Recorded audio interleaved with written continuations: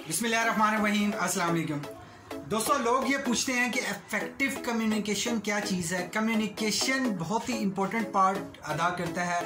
आप इवन बच्चे हैं, आप इवन बड़े हैं, आप इवन बिजनेस में, इवन प्रोफेशनल लाइफ में या पर्सनल लाइफ में हैं। अगर आप वन वे कम्युनिकेशन करते हैं, सिर्फ बोलते हैं, तो आप लोगों की इफेक्टिव कम्युनिकेशन ट्रीट नहीं होगी।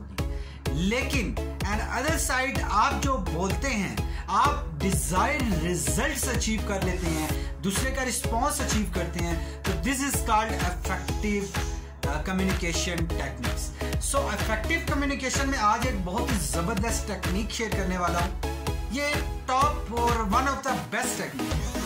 ये टेक्निक क्या कहती है कि आपने ओपन एंडेड क्वेश्चन करने हैं अपने प्रोस्पेक्ट से, अपने रिलेशनशिप से, या किसी भी पर्सन से आप एक बात बढ़ाना चाहते हैं, किसी से लॉन्ग टर्म रिलेशनशिप रखना चाहते हैं, तो आप लोगों को ओपन एंडेड क्वेश्चंस पे, टेक्निक्स पे काम करना होगा। Okay, now open ended questions जो है वो कौन से होते हैं? जिनका आंसर यस नो या एक वर्ड में नहीं हो।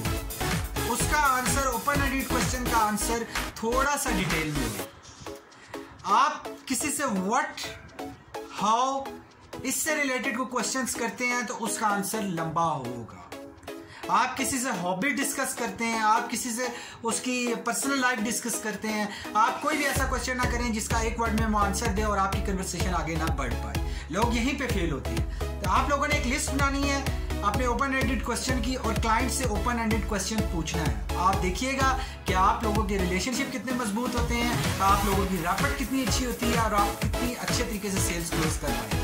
सो होप कि ये टिप आप लोगों को अच्छी लगी होगी। अगर चैनल पे न्यू है तो प्लीज कमेंट्स करें हमें और हमारे चैनल को जरूर सब्सक्राइब करें। Thank you for watching this video.